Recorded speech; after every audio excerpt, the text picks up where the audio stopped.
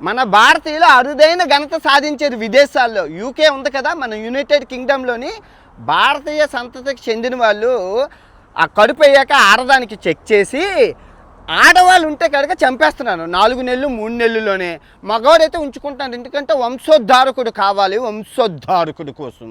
ఎంత దరిద్రం అంటే అండపిండ బ్రహ్మాండాలు పిండం చంపితే ఎంతో మహాపాపం తగులుతుంది.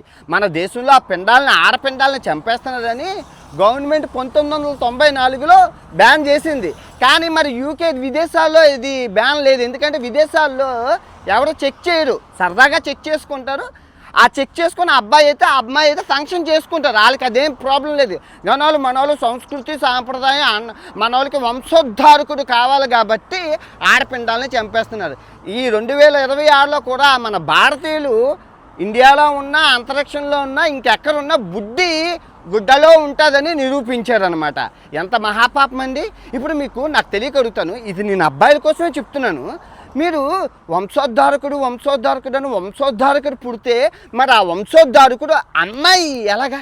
ఇప్పుడు అమ్మాయి లేక ఆవుల్ని గేదెల్ని కుక్కల్ని బలాత్కారం చేస్తున్నారా? మాకంటూ అమ్మాయి ఉండాలి కదా. 10 మంది అబ్బాయిలకి 7 అమ్మాయిలు ఉన్నారు, మిగతా వాళ్ళు మేము ఏం చెయ్యాలండి? మీరు అలాగ లేపేసుకుంటూ పోతే ఇది ఎక్కడ సంస్కృతి? మా ఇండియా అబ్బాయిలకి ఫారెన్ అమ్మాయిలు పడరు, అందులోని ఇండియా అమ్మాయిలు ఎలాగైతే ఎలాగవుతుంది? రాను ఏమవుతుంది? అబ్బాయి కంటూ అమ్మాయి ఉండద్దా? మీరు ఇంకా ఏ లోకంలో ఉన్నారు? దీనికోసం మాట్లాడడానికి ఈరోజు ఆడవాళ్ళ లైవ్ ఆదివారం యూట్యూబ్ ఛానల్లోని ఆడవాళ్ళందరూ వచ్చి మాట్లాడండి. ఇలా చేసుకుంటూ పోతే అబ్బాయికి అమ్మాయి ఉండదు, ఇంకా అబ్బాయికి అమ్మాయి ఉండదు.